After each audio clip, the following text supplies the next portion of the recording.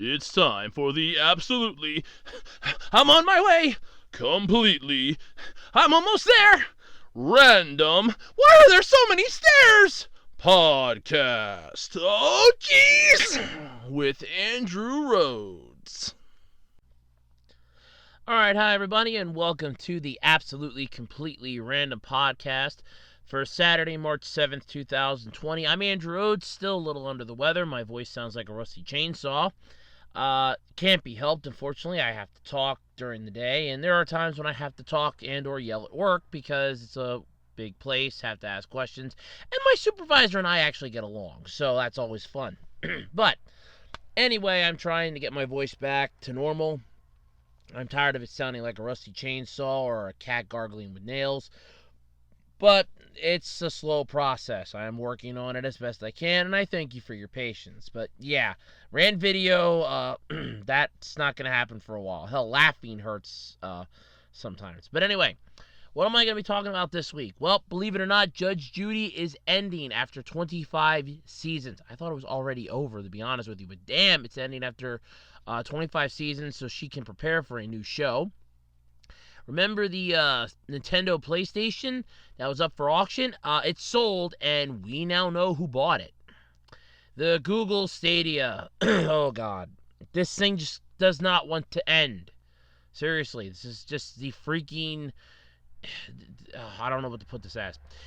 The Rent-A-Girlfriend anime promo is out, and honestly, it sounds kind of interesting. It almost sounds like a neat little slice of life thing that I'd probably like. I saw something interesting on Twitter I'm going to be talking about in the form of a Power Rangers casting call.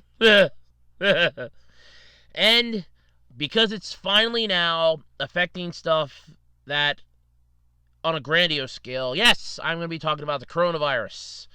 Oh boy, it's going to be fun. But anyway, that's what I'm talking about this week here on the podcast. But you know song and dance already.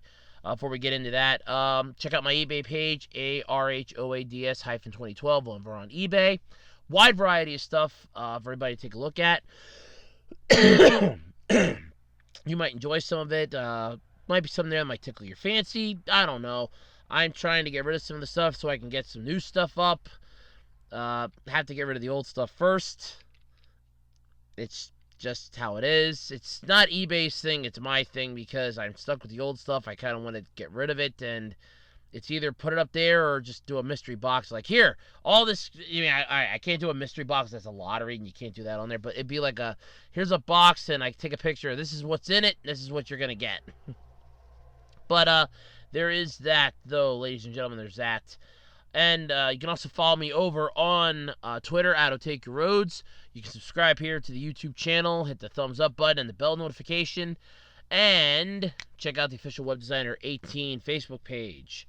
Because it's Facebook, it's the 21st century, and you know what? I just want my futuristic car and my see-through tablet and my robot butler. That's what I kind of like. Where's my flying car, damn it? Alright, so this is the point when I usually go about how my week went, and I've actually had a pretty good week, I'm not going to lie. So, I was enjoying the Puzzles and Dragons event. By the time this goes up, it'll be on its last and final day. I got a crap ton of assist monsters out of the PAL Points machine, so that's really fun for me. Because I like assist monsters, and granted, the majority of them have the same ability. I'm fine with that. I don't care. It's the fact that I now have more options to help power up my monsters a bit, so I can try to take on harder and harder stages. So it makes me a little more happier, I guess. It gives me some more, variety to choose from. So that has me excited. There's a new event coming up that's got me a little excited, so there's that. Let's see, how did my entire week go? Last Sunday was okay. I don't remember what we watched movie-wise off the top of my head. I really don't. This week we watched Runaway today, which Tom Selleck, Gene Simmons, not good. Oh, God, it wasn't good. Wow, it wasn't good. Oh, my God, it sucked. I think we watched... Armed and Dangerous last week, or was that Saturday? I don't remember. No, it was Saturday. What the hell did we watch on Sunday? I don't remember anymore. But there was that. Monday was my mom's birthday, so she watched some Bakuman with me because I've been watching that for the anime GBU. It's 3 seasons, 75 episodes total. So yeah, it's gonna take a while to take through that. I mean, happily, it follows the manga to a T, so I can literally dust out the manga and basically reread the manga, and will give me a decent point for the anime review, because that's one of those few times where you can have that slip of the tongue, and honestly, I won't get pissed at you, because it literally is like you're watching the manga in action. It's almost, I mean, there's some subtle differences, yes, but it's pretty much the manga animated. It's really interesting. But she watched some of that with me because we had some relatives that came over to check on my grandfather, see, come say hi after he got out of the hospital last week. So that was enjoyable-ish to a bit. If you saw my Twitter post, you know what I mean. Oh, it's always fun. That was Monday. Tuesday was okay. Wednesday I worked. My supervisor and we're getting along. This is the fun part. He's the one supervisor that I have had so far in my 3 years working here. My over 3 years working here, that I actually get along with. I mean, I can make him laugh. We have a damn good time. I mean, it's only 2 people doing the job, so we're not getting a tremendous amount of stuff done, but we get a decent amount of it done. I'm not lying. It's not like we're standing there half the time shooting the shit and sitting on our ass. No, we're getting stuff done, so it's actually pretty cool. But yeah, there's that. That was Wednesday. Thursday was ho-hum. I put up the rant video about the Z Megazord and almost threw my voice out Tuesday night recording it. So yeah, until my voice is back 100%, because I can still hear it, and I know it's allergies mixed with my cold, and I hate it. But until my voice is back, rant videos are on a hiatus, because I can literally feel my throat like trying to close off on Tuesday night recording that, and I'm like, yep, no, I'm not doing this again. Rant videos are gonna put on a hiatus. Oh my god. I can do discussion videos, I can do the podcast, I can do my reviews. The rant videos, because I can get a little pissed off, I can't do those. It was, my voice was starting to go. I was sounding way too bad. I was starting to get lightheaded because my head was starting to hurt so bad. I was like, nope, that's it. Screw it. They're on hiatus till my voice is back. Till I'm over my cold, they're on hiatus. There's nothing I can do about that. Which is fine. I mean, I try not to do too many of those because I don't want to burn out on topics. But yeah. So that was Thursday. I put that up. Friday was all right. Made my supervisor laugh. We had a pretty good day on Friday. And then today. So, yeah. That's my entire week. I guess everybody's wondering what I got my mom for her birthday. So, I put some thought into this, and I was thinking about trying to get this for her for Christmas. But, unfortunately, with the holiday night shift kicking my ass, not having that many days off where I was wide awake to do any shopping, and the fact that I just wasn't in the holiday mood. You work retail in the holidays, you're not in the holiday mood. I got her a step stool. It is a 2-step, step ladder, step stool type thing, because I'm a tall person. I'm like 6'2", 6'3". I'm a tall person. And she would constantly go, Andrew, Andrew, can you come lift this up? Andy, can you come, get this off the top shelf for me? And I'm just like, what's she going to do if I'm like half asleep, or I'm not feeling well, or if it's during the night shift time and I'm sleeping during the day? I'm like, no, I didn't want to get her like a rickety little crappy metal one that she can step on and break. So I got a nice one for her, and she loves it. She hasn't used it yet, but she's hoping to use it because I came up with an idea for what her first project could be. So she's looking forward to using it. She really is. So that was that. But yeah. So I got her a step ladder. And she helped me fix my bank book because I massively screwed that up, and I found out my bank's closing this week. That was fun. They're closing the bank branch that I go to. So I have to try to find out, make sure that one of the other ones that's close by to me isn't closing, that I can just go to that one It's all the same companies. Just go to that one instead, because where they're telling me that I can go is out of my way to go, and I don't really want to go there. But that was my week. So yeah, let's get into the podcast, shall we? We got some topics to talk about this week. It's gonna be fun. All right, so let's talk about the elephant in the room. This has been the massive going on for the last few weeks / months at this point, I think. But let's talk about the elephant in the room. We got to get this out of the way now. So, the coronavirus, this massive epidemic that people are price gouging hand sanitizers. There's a police department in Florida that has done one of the funniest things. I mean, if you have to find a humorous side in this, by God, they found it. I'm not even going to lie. They found it. But yeah, so this is a good and bad thing here, though. And I'm going to say this slowly, because when I tried saying it quickly this morning, I did not. It did not sound right. So SXSW has canceled their 2020 thing due to coronavirus fears. And apparently their cancellation is not going to be covered by insurance. So, that sucks. Wow, that sucks. But they've officially been canceled amid the growing fears and concerns over the spread of the coronavirus. There have been 17 confirmed cases in Texas where the annual Entertainment, Music, and Technology Festival takes place. And I'm not going to lie, because a lot of places are canceling like massive events. There are some cosplay events over in Japan that were canceled. There's an entire convention in Japan already that's been canceled. Several concerts have been postponed and or canceled. Justin Bieber made some remark that he's going to downsize try to get it in smaller venues because he doesn't want to play to half-empty stadiums, you little prissy bastard. Just fucking cancel the shit. I mean, I get the concept of why people are doing this, and it's not, I'm not going to lie, it's a good idea. You don't want to have a massive amount of people in here and have a massive spreading everywhere, because you just need one sick person to get 6 other people sick, and then those 6 people will get 6 other people sick, and then it's just a massive ongoing epidemic. So, yeah, canceling or postponing humongous events is not a bad idea. I won't lie about that.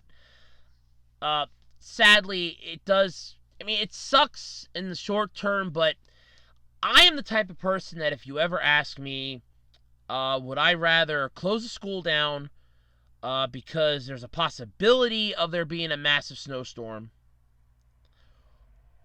and have the kids be safe at home, or run the risk of taking them to school, run the risk of them not getting home safe, of accidents or anything else, because the snowstorm just pops up out of nowhere. I would rather err on the side of caution, and that's just the type of person I am. I would rather err on the side of caution and just, not have something, versus get it, have it, do it, and then have something bad happen because of that. So yeah, I would really rather just, I'd rather err on the side of caution. So there's that. But they announced this on Friday that they are canceling the festival this year.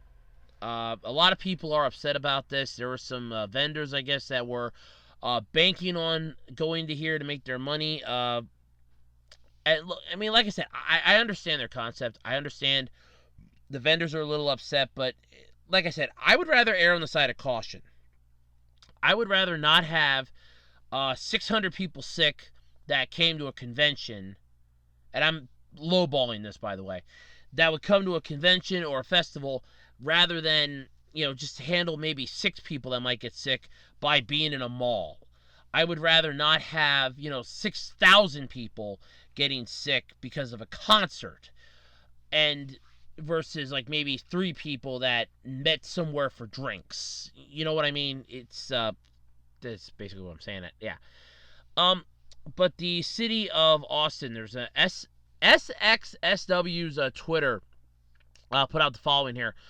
An update on SXSW 2020. You can read their full statement, but to paraphrase it, The city of Austin has canceled the March dates for it.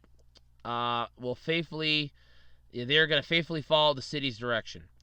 They are devastated to share this news. The show must go on is in our DNA, and this is the first time in their 34 years that the March event will not take place. They're now working through the ramifications of this unprecedented situation. As recently as Wednesday, the Austin Public Health stated that there is no evidence that closing it or any gatherings would make the community safer. However, the situation evolved rapidly, and they honor and respect City of Austin's decision. They're committed to do their part to protect their staff, attendees, and fellow Austinians. And I do apologize if I mispronounced that. So, I mean, I don't blame them, like I said. If it suddenly spiraled out of control and it's like, oh my God, shit's going to happen here. Yeah, like I said, I would rather err on the side of caution than suddenly have a whole bunch of people go there and be like the hotbed for something to happen. I'd rather err on the side of caution. I really would. So it was going to run March 13th to the 22nd. It's just not happening. Amazon Studio, Apple, Netflix, Facebook, Twitter, and Starz have been among the companies that had canceled their plans already, while Starz parent Lionsgate and HBO Max and CNN parent Warner Media had scaled back their activities prior to this. It's just done. There's really nothing you can do about it. Like I said, I would rather err on the side of caution, and I agree with them on this. Now, yes, because now this is just one massive thing down in Texas, but there's also, like I said, anime conventions that are being canceled. There was a cosplay convention that was canceled because of it. There's a few other conventions that have been postponed. There's possibility that the Summer Olympics might not happen. And I did read about that because they were saying about they would have to figure that out by like May. They said they have like a 3-month window, if I read that one article right. That this is a possibility that if it would come down to it, they could just cancel that, but they would have to let everybody know at least 3 months. And I understand that too. I mean, this is a massive thing. This isn't. Whenever there's a disease or something, I know a lot of like media companies blow it out of proportion like you wouldn't believe. But this is honestly something that, and I'm not gonna lie here, I would really rather be safer than sorry. Yeah, a lot of companies are gonna blow stuff out of proportion, but when it comes to being sick and when it comes to a disease, I would honestly rather scale back, cancel something, not do something than just, not, rather than run the risk. But basically, though, the other problem that they have now is that it's not covered by insurance, apparently. So after the South by Southwest was canceled, okay, that's what it's called. Okay, so South by Southwest, that's so much easier than SXSW. On Friday over concerns about the coronavirus, 2 of its founders told the Austin Chronicle that the film festival doesn't have insurance to cover the cancellation.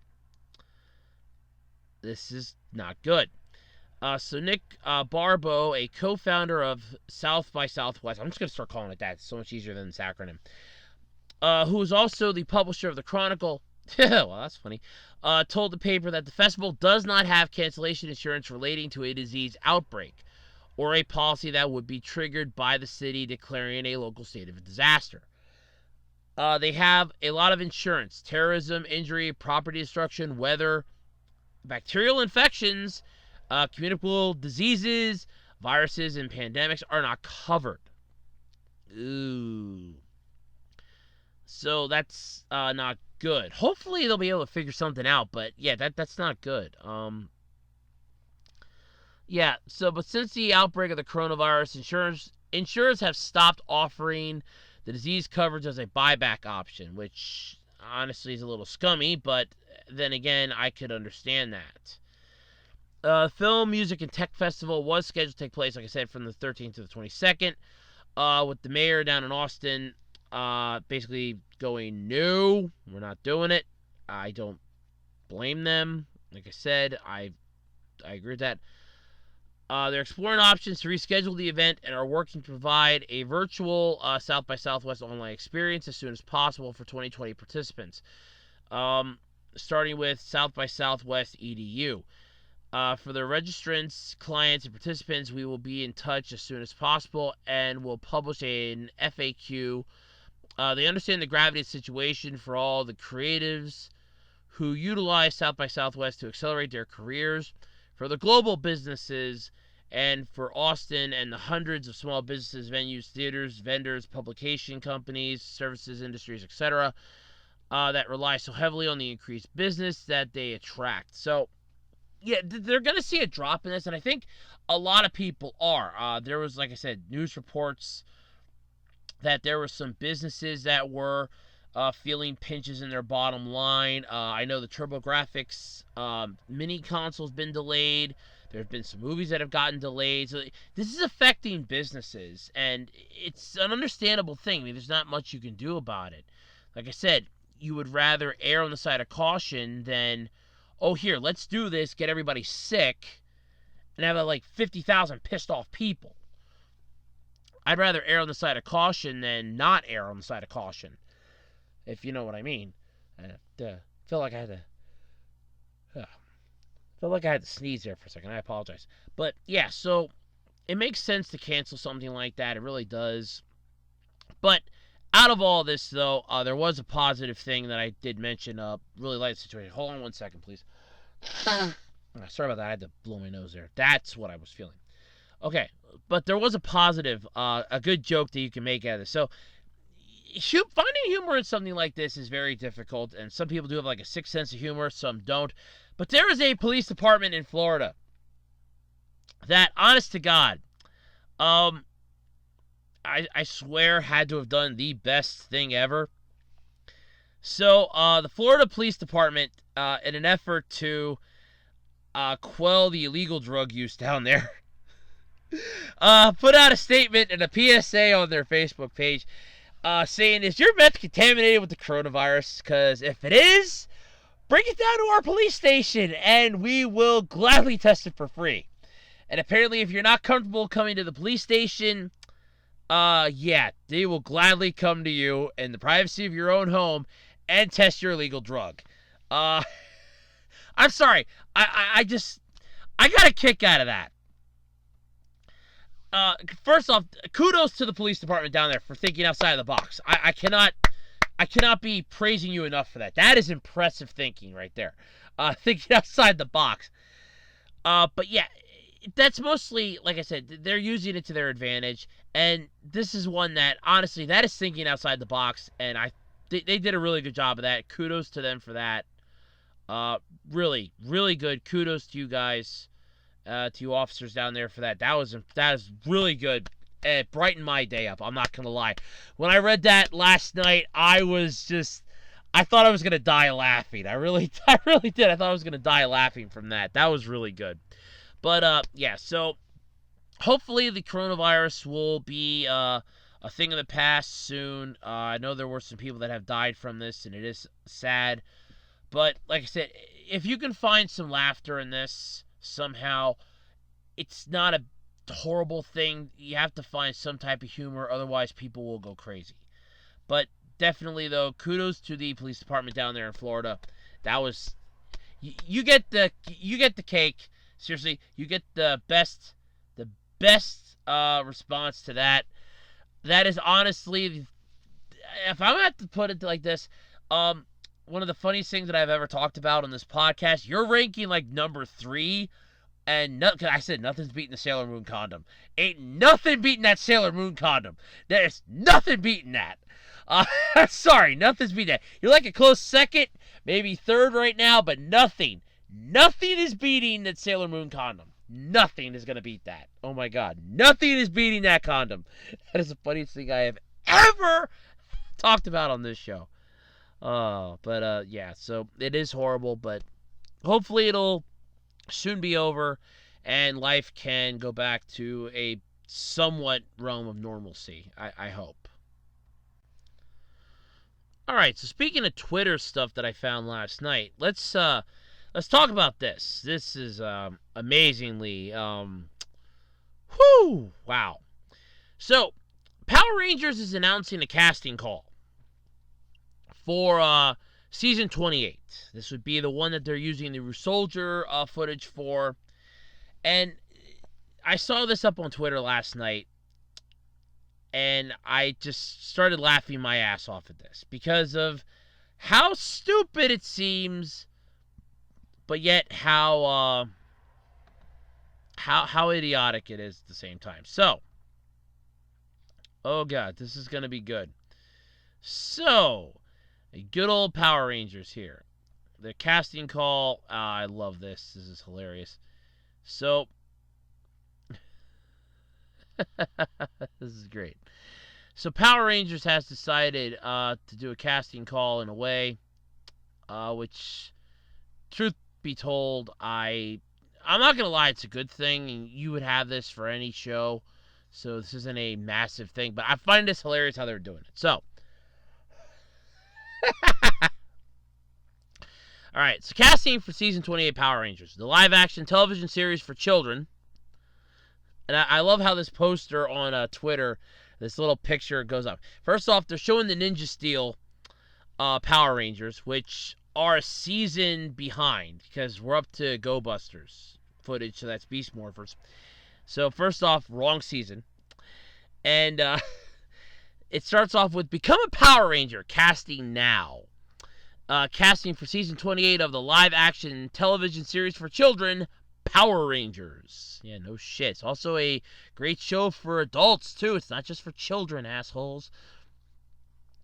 It goes, we are auditioning for our new team of Rangers and are looking for young people aged 18 to 25. Applicants can be any ethnicity. You need to be photogenic, charismatic, and energetic. Must be outgoing with a positive attitude because, they don't want depressed Ranger. We don't need a possible suicidal Ranger.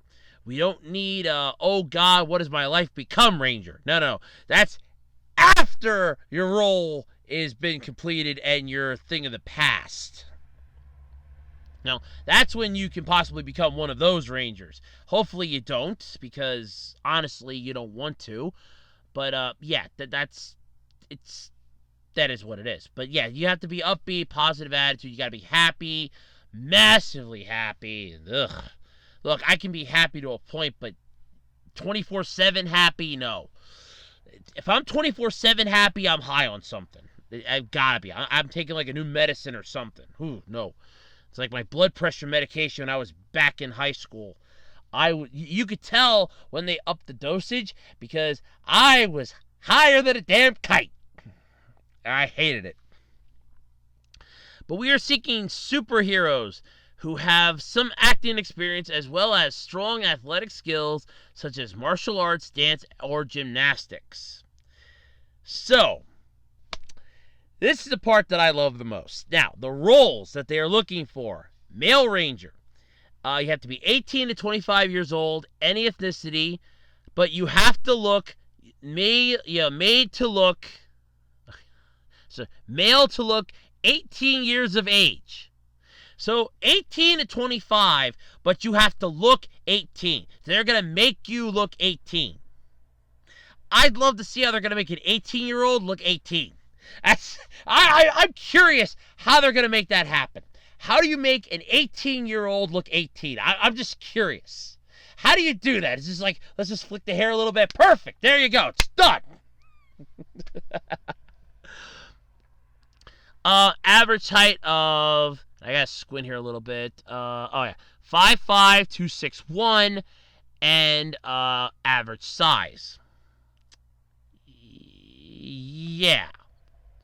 Let me get the image here off. This is basically an image. Let me save this image and open it up so I can see it a little easier. There it is. So I can see it a little easier. Because my old man eyes aren't what they used to be. No. My old man eyes are quite old. No, it really is small writing. I'm not going to lie. First off, if I would have designed something like this, I wouldn't have made the writing this goddamn small. I mean, holy shit, I wouldn't have made it that small. God damn, it's just terribly small. Okay, because I can zoom it in here a little better. Oh, cool. All right, let's see here. I can zoom. Yeah, here we go. I can zoom in with the photo thing here, so I can pull it up a little easier. So this will work out a lot better for me. Yay. Okay. So yeah, 5'5" to 6'1" and size. So I did not know the average height was now qualified as 5'5" to 6'1". That's average? Really? When I was growing up, 5'5" to 5'9" was average.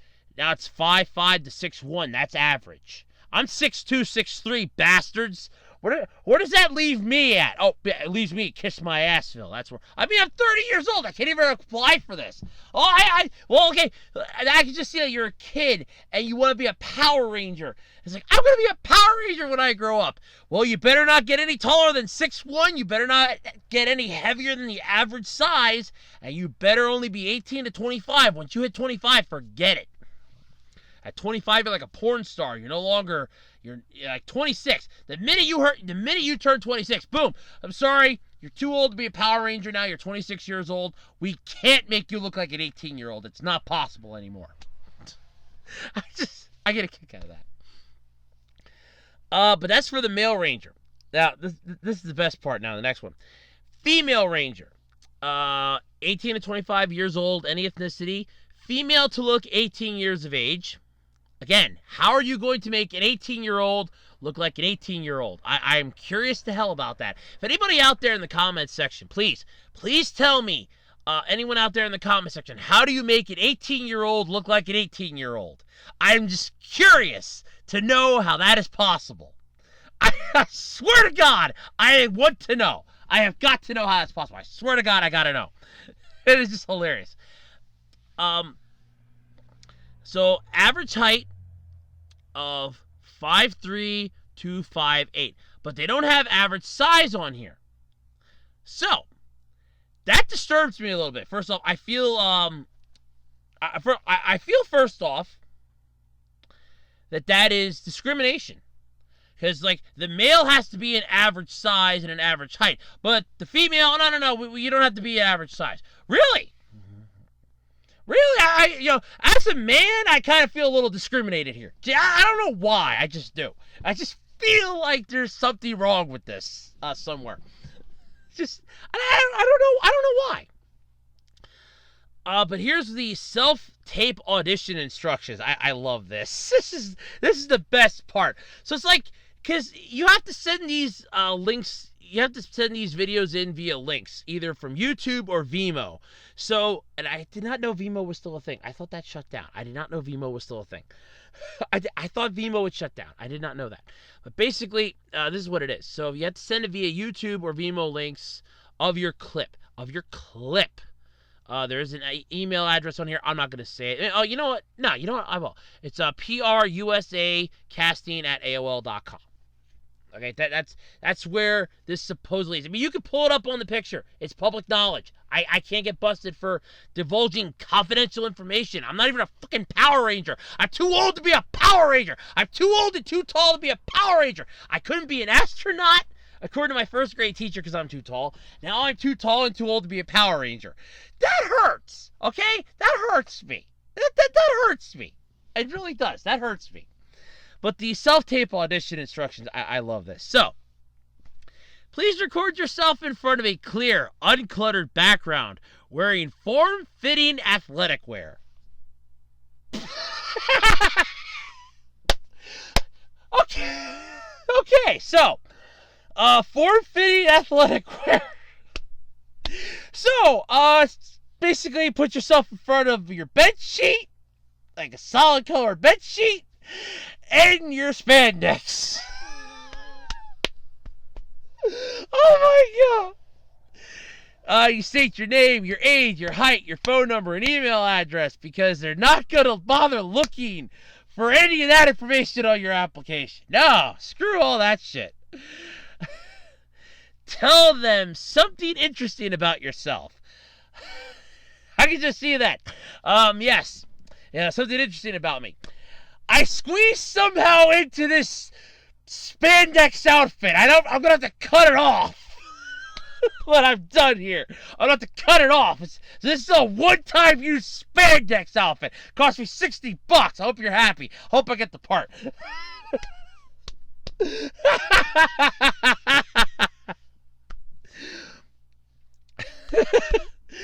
There's more. So you got a couple shots they have to take. A medium shot. It says, please face forward, then turn to your left. Pause. Then turn to your right. Pause. Showing us your profiles. It almost seems like that song, Time Warp. Just a step to the left. Pause. And then a step to the right. You turn to your left. Turn to your right. Showing us your profiles. That's wonderful. Full body shot. You face forward. Then once again, turn to your left. And turn to your right. And in case you don't know which way is that, put an L and an R on your hands. It's not in there, but I'm just assuming that that's probably what they were thinking when they were writing this. But it's not on here. Then you have to do a wide shot to finish with a quick physical demonstration of your athletic abilities. So, okay, medium shot. I face forward. I turn to my left. I turn to my right. Then, full body shot. Again, turn to my left. Turn to my right. And as for the wide shot, watch me wolf down this. What's my athletic ability? I'm going to wolf down this double cheeseburger in 2 seconds flat. Did you watch me? Oh, damn, that's going to make this leotard a little more tight for the spandex. I just saw that form-fitting athletic word. My fucking ass. Oh, this first off, is wrong. So wrong. So fucking wrong. I don't even know where to start with this. But I like the last part here. The last bullet point under this self-audition instructions. Have fun. If you are selected, we will send you a scene to perform.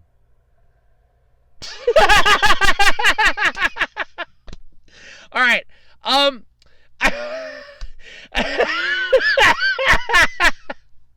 want to start this off right here with this following statement.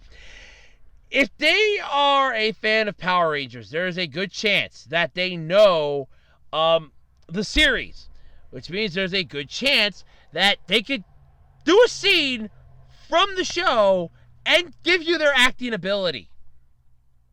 Now, granted, I know you would want the specific scene from the upcoming one, but if you want to hear how they sound, which, in a tape audition, would probably be something that I would want to have rather than how they can look.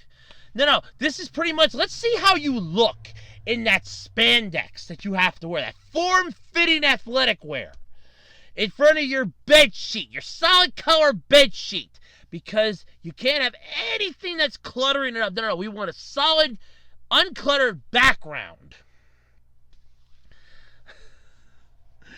Oh, but I digress. For those of you thinking that this might have been for an older Power Ranger adaptation, because the one that had it up on Twitter, I think, was the former Red Ranger for Dino Charge, if the picture looked right. If not, I apologize. Here's the kicker. This is for current. This is the upcoming one. 28th is the upcoming one. Because it has down on here, note, all talent must be willing to relocate to Auckland, New Zealand for up to 9 months, starting August 2020. You must have a valid passport with at least 1 year left before renewal, or must be able to obtain one. If Mr. Miyagi could get a passport in 1 day in The Karate Kid Part 2, I'm pretty sure anybody can get a passport.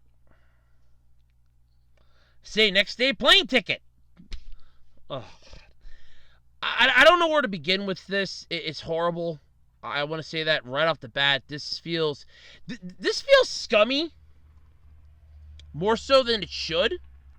And I feel like this is wrong. And I tweeted that out. I put it up on Twitter. I said, yeah, this doesn't feel right. I said, yeah, here, I'll actually read you my actual tweet, as I actually had to pull it back up to get the picture. So my actual tweet, when I retweeted this, was... Okay, here we go. I put down, and I quote, yeah, no. This feels like grasping at straws. Did they run through all the acting talent in New Zealand? Because this is worldwide. If they want either Vimeo or YouTube videos for auditions, which is true. There was the one main issue that I've always had with them moving this crap to New Zealand was that the acting pool down there is low. It's not a massive acting pool down there. So they've been gathering talent from other countries. And it's like, yeah, sure, that's great. This is an American adaptation of a Japanese show, and it's filmed in New Zealand. Anybody want to touch that? Be my guest. That is just idiotic to me. But this feels like it's grasping at straws, especially that whole, we're looking for average build, average height. You need to have, like, it's got to be average build, average height. Oh, no. Yeah. Bite me. Seriously. I mean, that's first off pathetic. For starters. Second off, like I said, it feels scummy. Third, I feel insulted somehow. I don't know how, but I feel insulted. But yeah, I'm not comfortable with that one. So if this is gonna be Power Rangers Swan Song, which at this point, I really hate to say it, but I might agree with Ellie Mueller. Yeah, if Power Rangers is finally gonna die at some point, which all good things have to come to an end, yeah. But if it's finally gonna go down, at least get the Zooranger, at least get the Q Ranger, then kill it. Get to either one of those, then end it. You know, don't leave Sentai sitting on the table that you haven't touched. I mean, you can't go back and touch any of the pre-Zyuranger stuff now and repurpose it for another series because Megaforce and Super Megaforce ruined it. Because it's all added in now to the Power Rangers franchise because they ruined it. That was wasted potential right there. There was a tweet I saw today as somebody was rewatching and it's like, it's been a long time since I watched Power Rangers. Which one's up next? And it's Megaforce and Super Megaforce. They're like, oh no, God help me. I'm like, yeah, you're gonna need more help than that. It's just, both of those were such wasted potential. It's not even funny. But if you ever, this is a fun fact. If you ever want to get into a conversation with me on Power Rangers, I'm more than willing to shoot the shit. I am more than willing to shoot the shit on Power Rangers. I will talk about the Megazords. I will talk about the Morphers. I will talk about plot. I will talk about characters. You ever bring up Megaforce and Super Megaforce, you might as well be sitting down, large cola in your hand, large drink or something, and some food. I'm going to go off for a few hours, and you're going to be sitting there for a few hours while I keep going off about this. Because it's like 15, 20 years from now, I will still be on about that. Because those were such wasted potential. And it's so bad, it's not even funny. That was wasted potential. But it is what it is. But that's still scummy. I don't like it. But it's funny as hell, but I don't like it. Alright, so here's an interesting thing. Now, if you're like me, occasionally you might find yourself fascinated by a slight romantic style of a movie or a show or a book. It'll just get your attention. Look, I'm a hopeless romantic, okay? I've already established this, I think, multiple times when I've said I couldn't get laid in a women's prison with a handful of pardons, and I stand by that. In all honesty, the best chance my mom has of having grandkids is if somebody drops one off on our front door and goes, I believe you'll take good care of my child. I don't know you, but please take good care of my child. That's about the closest my mom would ever get to having grandkids. I mean, unless she wants four-legged ones, I'll adopt cats like you wouldn't believe. I'll be the crazy cat guy. I love cats. But not the musical. I like the animal, not the musical. But anyway. So there is a new anime coming out called Rent a Girlfriend. And first off, before somebody goes, oh my God, this sounds horrible. I've actually heard of services like this. There are services, and no, they're not hookers, they're not prostitutes. There are actual services where you can hire somebody to pal around with you, go to like a corporate event, or spend some time with you because you're lonely or you're miserable. It does not add up to sex or anything like that, so you don't have to worry about it. There are, I'm not gonna lie, there are places that do that. I mean, there's an entire thing. You rent your services out as a friend. Go shopping with somebody, spend a day with them so that they don't feel lonely and miserable. And there is a small market for this. I'm not gonna lie. But what makes this interesting is that, first off, it's coming out in July unless it gets delayed because of the coronavirus, but because there's a couple of anime that have. This is actually interesting. So, here's the premise of this. I want to read this premise before I go any further. By the way, the manga is licensed in English by Kodansha, so I might actually be looking for the manga of this. This seems pretty interesting. So, in Japan, the lonely have a new way out. Online services that rent out dads, children, even girlfriends. When Katsuya's true love dumps him, poor bastard, that wasn't it, I just had to add that in. He's just desperate enough to try it. And he's shocked at how cute and sweet his rental girlfriend turns out to be. But she wants to keep their relationship a secret. And there's a complication. She goes to his university. And their grandmothers are in the same home. And they live next door to each other. And Katsuya finds out she's not nearly as nice in real life.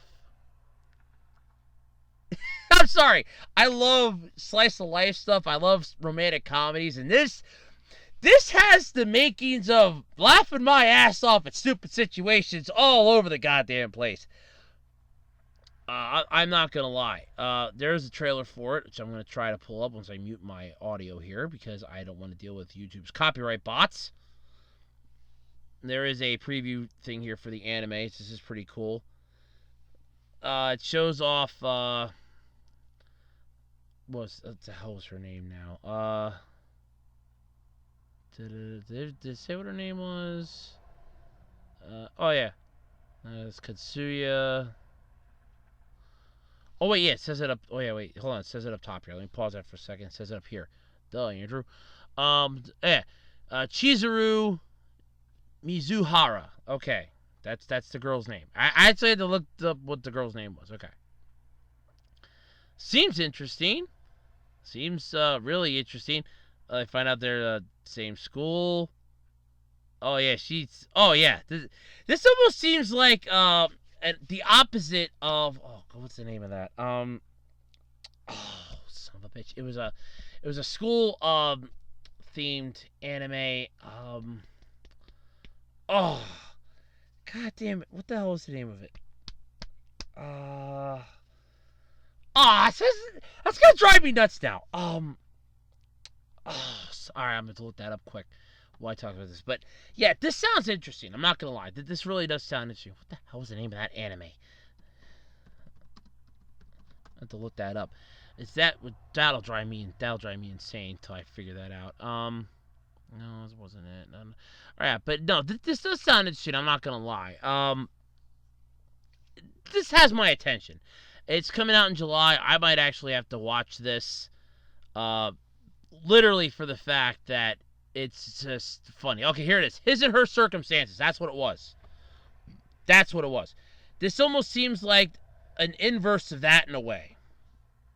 And that was an interesting series in itself. But yeah, this seems like an inverse of that. I like it. At least the trailer. I mean, I didn't listen to it dubbed yet. I didn't listen to the audio. But no, from the premise alone, this sounds pretty interesting. I'm not going to lie. And like I said, there are services like this out there. It's not creepy because there are people that, they're shy around other people. And, hey, look, if it costs me $20 for 3 hours or $20 for 5 hours for you to hang out with me, sure, what the hell? in the age of social media, it's not uncommon to have virtual friends. So basically, this is just a virtual friend that's in reality. You don't need to know much about it, but yeah, I'm not gonna lie. This does sound pretty interesting. This has me kind of intrigued. I'm not gonna lie. So I might look forward to this. It's coming out in July, so hopefully we'll get to see it. But yeah, this sounds interesting. I might actually look into the manga for this one. I really might. Let's see if my local Barnes and Noble has that. That sounds kind of interesting. All right, so Google Stadia. Jesus, this thing's just want to die.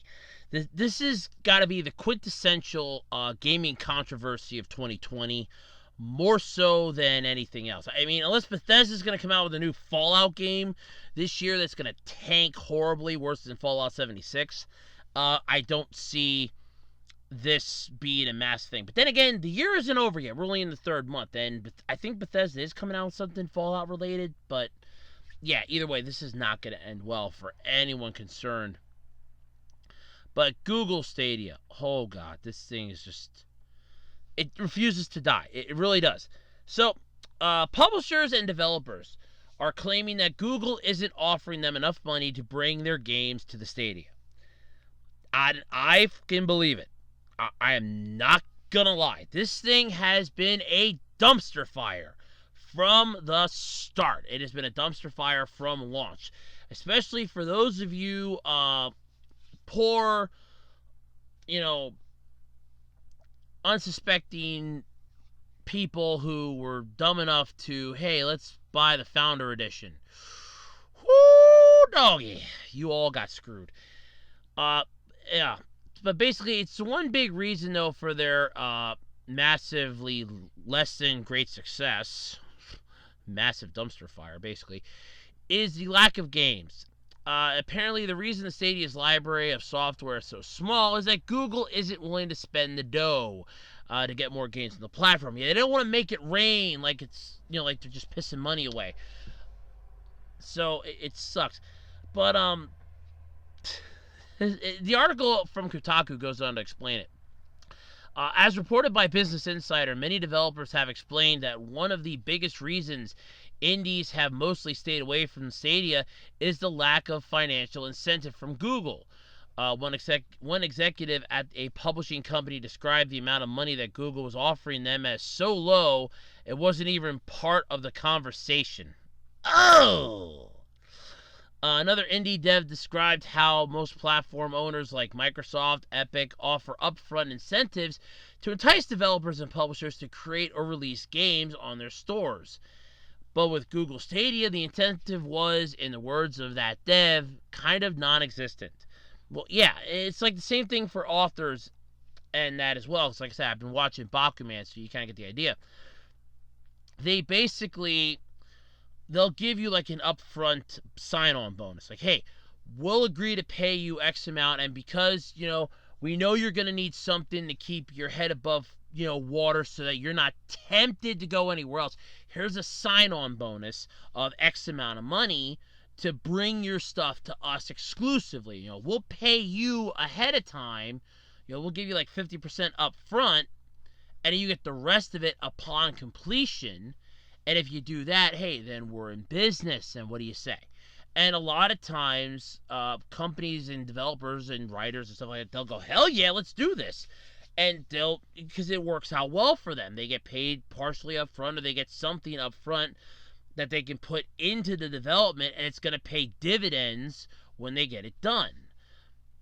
Google, though, Google doesn't understand how gaming works. And I really don't mean to piss on their parade here, but they kind of don't understand console gaming. Mobile gaming, they kind of got down to a T in a way. And it's because mobile gaming, and I really hate to say it this way too, but mobile gaming isn't that difficult to comprehend. It's basically turn on the lights, turn on the servers, make the stuff available, and get the hell out of the way. That is mobile gaming to a T. You don't need much to do to make it a success. It's mobile gaming. Anyone and their grandma can create a goddamn app that's 2 stick figures battling it out with a sword, and you battle more stick figures. Any 2-year-old, any 10-year-old, hell, any 18-year-old, there are high school kids that could probably make an app nowadays that should be like considered a decent mobile game. And it doesn't take much effort to do those. So for that stuff, Google would just go, yeah, hey, we want to put it on the Play Store. We know you're available on like the Apple Store and all that. We want you to be over here too for us. And they'll go, yeah, that's not a problem, and get themselves out to a broader market. You get Android, iPad, some other ones too. So yeah, it pans out and plays out really well to everybody's strategies. The problem is with console games, and we're talking big AAA titles. We're talking like, I want to say like God of War, or like a Gundam game, or we're talking like I would say Madden, but Madden doesn't count. I'm trying to think of Final Fantasy, Final Fantasy, Fallout, stuff like that. You need to penny up, and you need to pony up the money first. They're not going to get out of bed if you're just going to look at them and go, hey, we want like 3%. We'll take 3% up front as a sign-on, 3% up front to kind of help get this thing started, and we go from there. No, they're going to look at you and say, ha, kiss my ass. They're not going to get up for 3%. And that's the problem that we have here. So, apparently, currently there are only 28 games available for the Stadia. And Google is promising to add over 100 to the platform this year. It's not going to happen. The Stadia is a failed experiment. I'm not going to lie here. First off, it was great on paper, but it's one of those, it was good on paper, and it's not good anymore that it's not on paper. But it was good on paper, not good on paper anymore. I mean, if they would have been able to say, hey, you could play upcoming games on the Stadia. They would make like Stadia games. Like, let's say Final Fantasy VII's remake, which, ironically, I'm watching at the same time I'm talking about this because it's on Kotaku's site. I'm watching a small little clip here that's playing at the same time because they have to play this, hey, let's have one thing going at the same time. You're watching, you're reading something else. Here's something else that can catch your attention. That's actually it looks like a pretty cool game. It took a turn-based game and made it real time, which, first off, why can't Pokemon do that? But basically, yeah, stuff like this. They would have gotten like the ability to play, here's some new games. Like if you have a digital download from the PlayStation Store, you have a digital download from Microsoft, you can play it on the Stadia. Like you can bring it over, like it's like an extra $5 to $10 a month, but you can bring over your games, and they could have partnered themselves with Sony, Microsoft, and so many other places as a, hey, come bring your stuff over here. They can play it on the Stadia at the same time they play it there. The problem is they won't do that. There's too many. Google's going to get greedy. Sony and Microsoft won't team up like that. Nintendo probably wouldn't even do that shit. That would pretty much be the equivalent of having one game console for everything. But with Stadia, it was good concept on paper, and it was just like, hey, it looks so good on paper, let's make it a reality, and making it a reality just was not good. But since it was first revealed, it has been having a hard time gaining traction, convincing gamers that this is the way to go. Lack of games, issues with the pre-orders, old versions of games being uploaded to the service, other issues. I mean, there was an entire game that was uploaded to it that was bugged out, and there was apparently a fix for said bug that was supposed to be put in, and it wasn't even done. And this thing was plaguing this since its launch last year. And we're now in March. This launched in November, and it is a train wreck. I mean, you don't even need to look for the black box on this one. You can find it. It's 1.5 miles long. I mean, damn, it's a massive black box here with this. It sucks that I mean, like I said, Google doesn't understand the gaming world when it comes to consoles. Online mobile games, yeah, because they got the Google Play Store, which has like apps and other games, Google Play games, so they understand mobile. That's easy to understand, but they understand mobile. When we're talking console games, they haven't got a goddamn clue what they're doing. And they have to realize this now. If they would take this back to the drawing board and go, well, here we go, hopefully we can get this working. But no, they're not going to do that. Basically, with new and big games coming up this year, like Doom Eternal, are still planned to release on Stadia, they're going to have a massive hard time because this is on unstable ground. This is like really shaky. And this is literally that one whole thing. That's basically one teeter in either direction. One slight miscalculation and the whole thing's just going to topple over. And that's honestly what it feels like at this point. And I don't blame people, because I was seeing videos, I think Spawnwave did one, where he's like, he's not renewing his subscription to it. He goes, he doesn't even think he wants to have it unless there's going to be better games coming out for it. I don't blame anyone for that. I flat out don't blame a single one of you. If I would have paid the Founders Edition price for this and got this system and looked at this and said, what the hell were they smoking? I would have demanded my money back. I would say, look, this is not worth it. This is a joke of a system. I mean, I have an idea for a game system.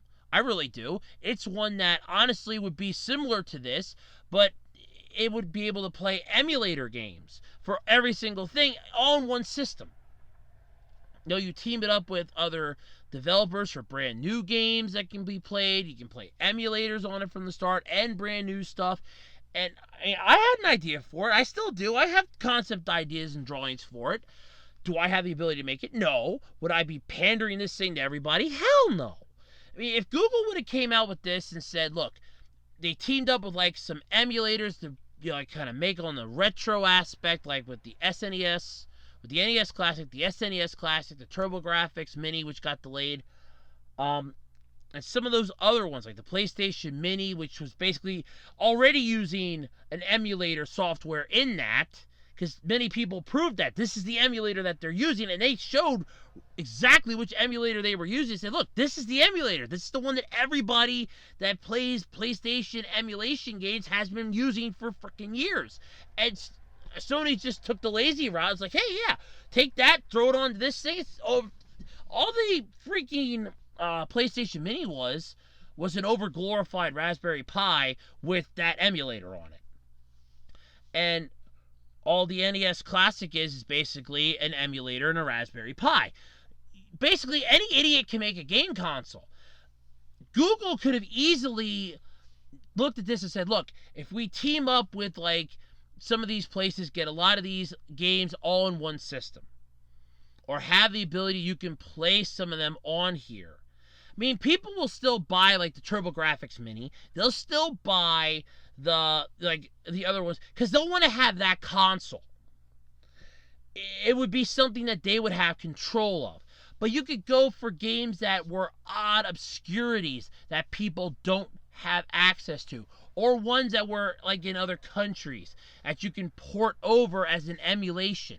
I mean, there were probably some N64 games, some SNES games that were Japan only that Google could have probably said, hey, look, we want to make part emulation. Like, here's like an entire memory stick of emulation software that you can put onto this. But all this is basically like, what? It's just a freaking controller, if anything. Isn't there like a picture? I think it's just a freaking controller. And it's like, there's nothing to it. It's literally just a freaking controller. That's all it is. And you plug this thing in and that gives you access. Screw this crap. No, I don't think it's a controller. Hold on. Let me look at what the hell the Stadia looks like here. Because I know for a fact that I know that there was like massive issues. What does this thing? Yeah, okay, it is literally just a fucking controller. It is literally a controller. Oh my god. Alright, so they could have easily fixed this up. Oh yeah, it's a fucking controller. That's all. It is a fucking controller.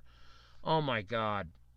It is. Oh my god, it's a controller. That's it. It is a controller. It's a controller and a Chromecast Ultra. That is literally all it is. Oh god. And they're charging $129 for this. Well, think Google's going to take a bath on this one now. I think it's time for Google to take a bath on this one. I think they should just look at this and say, well, this was a mistake. Back to the drawing board. Let's try for round 2. Because round 1 was a failure. Let's go for round 2. Yeah. No, they could easily have just teamed up with... I'm going to say they could have teamed up with emulation sites with Sony and Nintendo and gathered some of those games over. Gone to like developers and said, hey, you have any of like older games that you want to put on as like an emulation style that you have access to, we'll take. And they could have easily did what the Stadia is now and had the like addition of, here's an SD card slot for a micro SD card that comes with the damn thing. You pop it in. This way you're at least getting games that you can play as a standalone system. Instead, this is basically, oh no, it's more and more of the same bullshit. Nintendo would have done something like this, everybody would chastise them. If Sony would do something like this, everybody chastise them.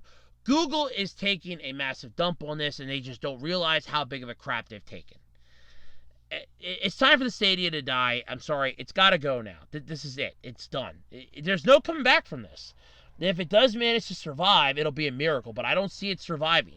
The die has been cast, and the field is on fire, and they have no mana to heal themselves. They're done, basically, and they just don't realize it. It's dead, and it's just too dumb to roll over, basically.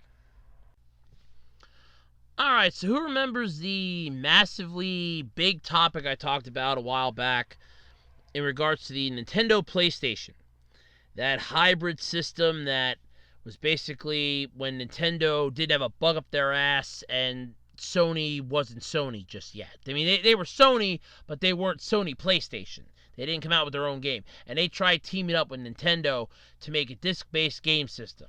You know, something that Nintendo would manage to get somewhat right with the GameCube, which I loved, get slightly better right with the Wii, and then just completely chuck to the wayside for the Wii U.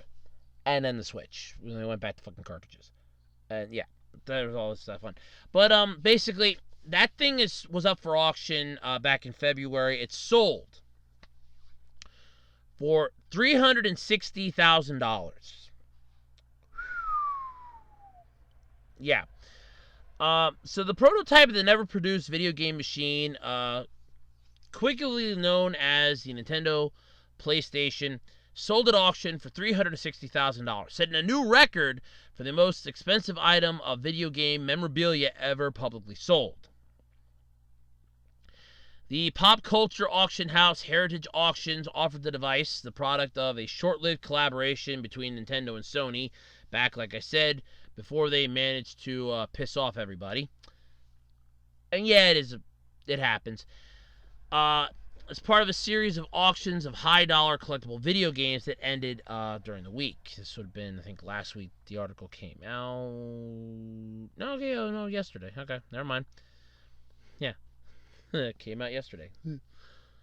But basically, the final bidding took place live. That's the best part. At Heritage's headquarters in Dallas, Texas on Friday morning, with phone and internet bidders also able to participate. Well, yeah, because, oh no, you only got to be there in person to participate. No, phone people, come on. A spokesperson for Heritage Auctions said that the winning bidder does not wish to be identified at this time, but we now know who it is, by the way. At least we supposedly do. But yeah, so, it gets better. But dating back to 1991, the device known as the Nintendo PlayStation is in fact Sony's first attempt at creating a piece of gaming hardware. Was to be known as simply PlayStation.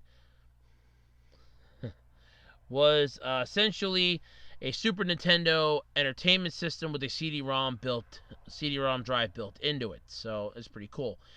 Would have expanded the abilities of Nintendo 16-bit systems to include CD games.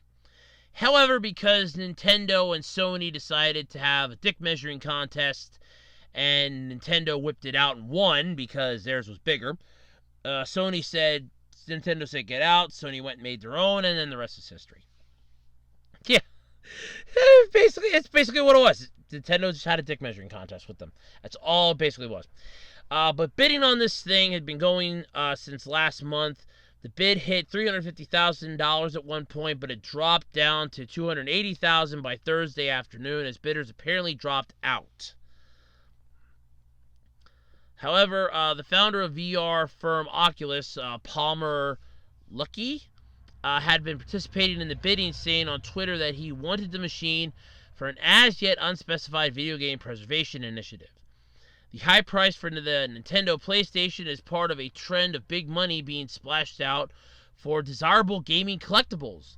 Recently, an early printing of Super Mario Bros. In mint sealed condition. Sorry, I had to pull a Pat Country there. Sold for over $100,000, and another collector paid $1 million for a collection of a few dozen rare games. And back when I sold my copy of Dot Hack Quarantine for about $100, I was giddy as a schoolgirl for a couple days. So I should have put that thing up on a bid. God damn it! Go back in time, tell myself to not fuck up so bad on eBay. That is definitely what I gotta do. Go back in time and tell myself I gotta not screw up. Holy hell. Other games that sold at the Heritage Auction included factory-sealed copies of the NES game Stadium Events for $66,000. Oh, damn. Mike Tyson's Punch-Out for $45,600. And a later printing of Super Mario Bros. For $20,400. Yeah. So, we know who won the auction? Yeah, we do. You're going to love this. So, it turns out the purchase was made by, according to GoNintendo.com, Greg McLemore, the founder of Pets.com. McLemore, and I do apologize if I'm mispronouncing your name, sold Pets.com to Amazon quite some time ago, but made a pretty penny off of it. He's also made cash off a number of other websites, which is how he got the money to burn on things like the Nintendo PlayStation. You know, if you have money to burn, I'm more than happy to take some of it off your hands. Just saying. I mean, hey, I got money to burn here. Hi, I'm Andrew Rhodes. Nice to meet you. Can I have $50? I always love that when people go around and they have money to burn, then you go up and ask them for money, and they go, oh, well, I have money to burn, but it's kind of tight right now. Yeah, sure, yeah, I get you, you bastard. But the good news, though, is that McLemore is planning on letting the public check out the Nintendo PlayStation. He has purchased a number of historical gaming hardware, over the years, and he wants to show it off in a gaming museum.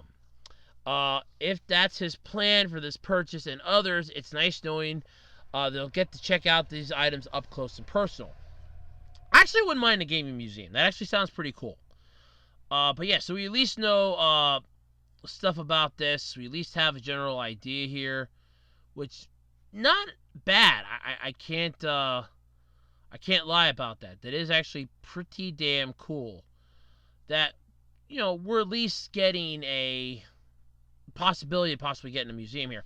But that was basically sold to somebody that isn't going to turn around and try to turn it and burn it for a quick buck. They want it to be something that they can show off to everybody for years to come. Like, look, I bought this thing. Damn it, I want to show it off.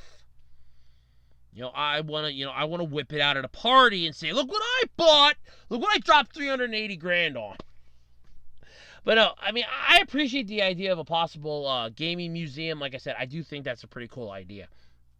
Because there's a lot of history with these old games.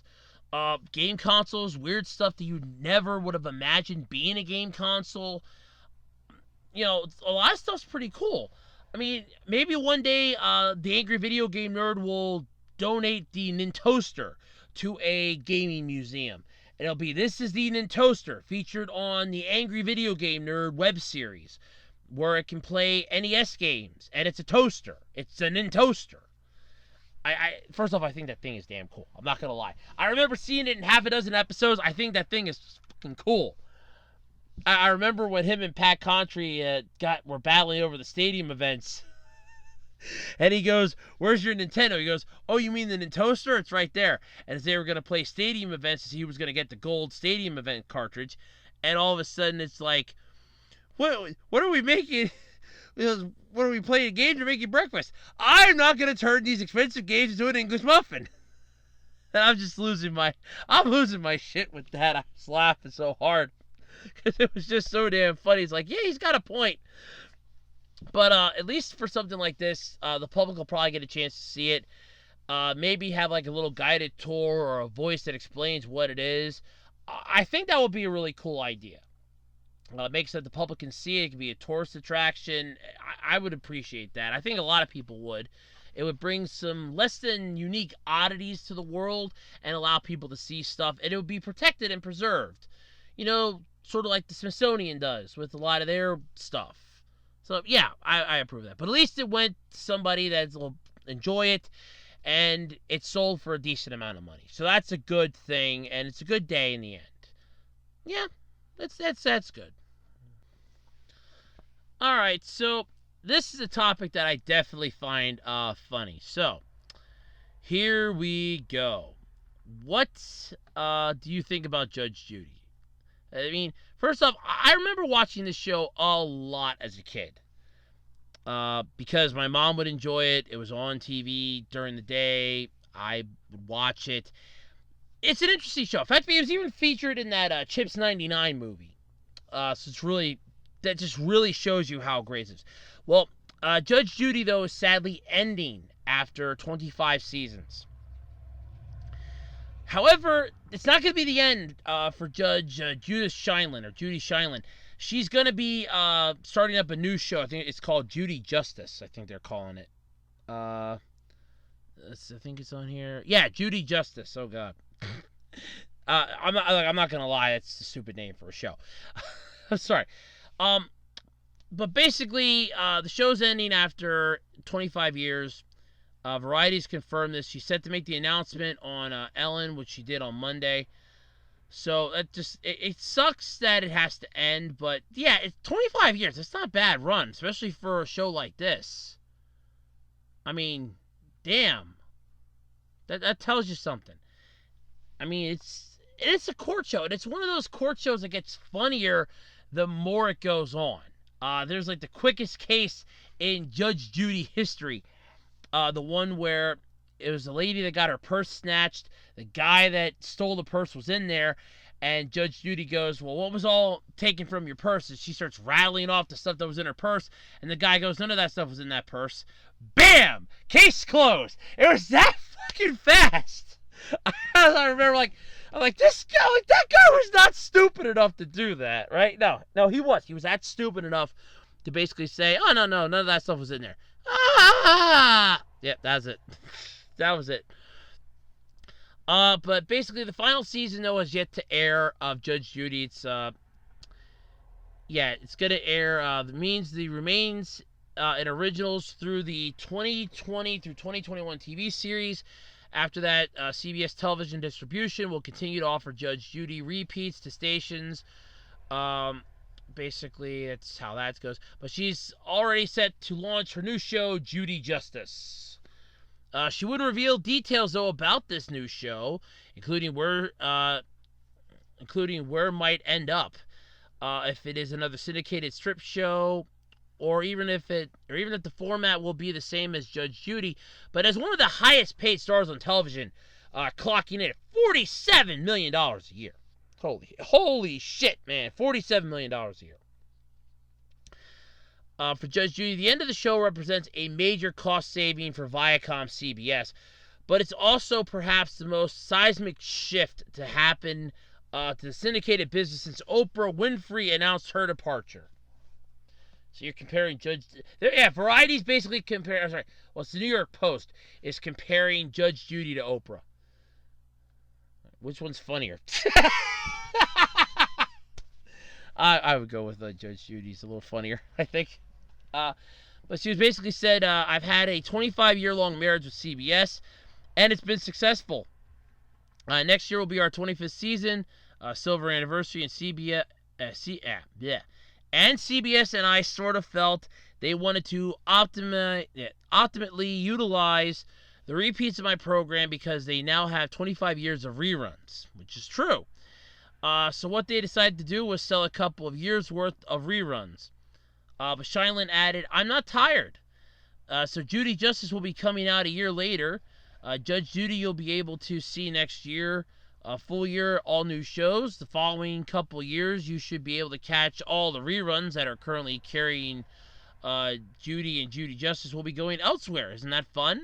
Nah, not really. This is some neat little tidbits here. So apparently, she was also presided over the Emmy Award winning Judge Judy since it debuted in 1996. In addition to Judge Judy being the #1 first-run syndicated program, averaging 10 million total viewers daily, it's also the highest-rated court program for every season it has been on the air. The broadcast was recognized with a Daytime Emmy Award for Legal Courtroom Program in 2013, 2016, and 2017.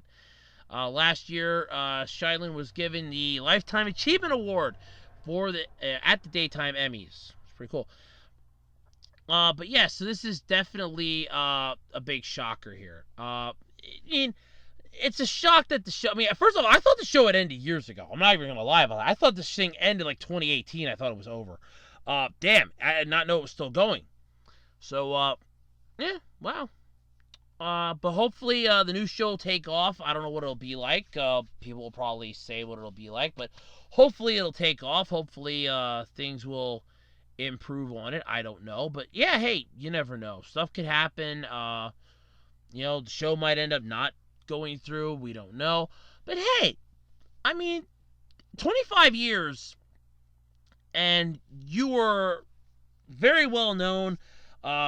She was, like I said, she was in that Chips 99 movie because that's where Ponce and John had to go when John was having issues with his neighbor's dog, and Ponce's like, I have a way to settle this, let's just go to court, we'll go to Judge Judy. And it's like, oh yeah, sure, let's just go to Judge Judy. And yeah, they went to Judge Judy on TV, and it's like, yeah, no, this was not helping things at all. But yeah, I basically I could see that. But it's ending after 25 seasons, it's sad. But you're still going to have reruns. It'll still be in syndication. And she's coming out with a new show. So it's not like she's going anywhere. She's not going anywhere. She's just basically, I'm taking, we're setting up this new show, but the other show's got to end first. And you figure 25 years, I mean, how many more things could you see? I mean, there's half a dozen court shows out there that pretty much do the same thing that she's been doing for the last 25 years. There's half a dozen other ones. I mean, you have Parental Court. What was it? Yeah, Judge Mattis. I think that one ended. Judge Joe Brown. I know that one's over. There's like half a dozen of them. But yes, I mean, basically there's court shows beyond court shows beyond court shows. I mean, there's one that keeps popping up on YouTube. Takes place, I think it's up in Massachusetts or Maine. That I saw like a clip of, and I was just like, yeah, no, I don't care. It didn't thrill me. So yeah, I mean, it is what it is, basically. But 25 years, though, is not anything to sneeze at. Definitely. So, congratulations, Judge Judy. Thank you for 25 wonderful seasons. And hopefully Judy Justice will be good and it'll appeal to many people. I don't know if it'll have the same power that your original show had, but you never know. I mean, people were saying crazy things about The Simpsons, and it's still going.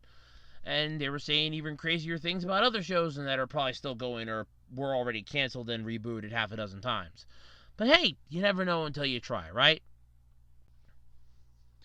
Alrighty, everybody, that's pretty much going to do it then this week for the Absolutely Completely Random Podcast. I'm Andrew Rhodes. I'm getting tired. I'm going to go to sleep. It's daylight savings time. Got to jump ahead a freaking hour. I honestly think we can just do away with this. Just have 25-hour days and be done with it. Just add an extra hour to the damn day and call it 25 hours and be done with it. There are states that don't do daylight savings time. I don't know why I don't know why it's not mandatory just to not do it. It makes no sense. And yes, I know there's an entire thing about it. You can understand. But there are parts of Japan that don't do daylight savings time. There are parts of the U.S. that don't observe daylight savings time. Arizona is one of those states that does not do daylight savings time. So, yeah, it is what it is. I don't like daylight savings time. It's a stupid concept. It may have worked back in its day, but nowadays it's idiotic. Nowadays it doesn't work as well as it should. But anyway, I'm Andrew Rhodes. This has been the podcast. Don't forget to have your questions submitted for the Q&A video for March. Let's see, when did I want to do that? Oh yeah, by anywhere between the 21st and the 23rd was what I was aiming for, because then I can record it on the 24th, and I can get it up on either the 26th or the 30th. The 26th, 28th, or 30th I can get it up, but all the questions have to be in by at least the 21st to the 23rd.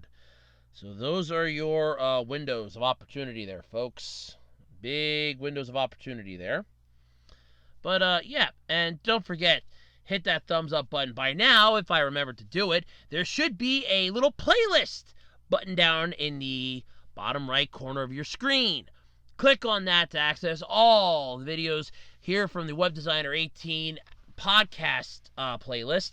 And you see this little picture of yours truly up here in the corner, this handsome devil up here? Yeah, that's the subscribe button. So if you're not subscribed to my channel, consider clicking on that and hitting the bell notification. I got a lot of videos, from rant videos, discussion videos, some reviews, the anime GBU, the podcast. There's a lot of fun stuff on this channel. It's just getting more and more fun as it goes. But hey, I digress. I'm Andrew Rhodes. I'm tired. I'm going to bed. Have a nice night, everybody. And until next week, see yous. Bye-bye, and have a good one.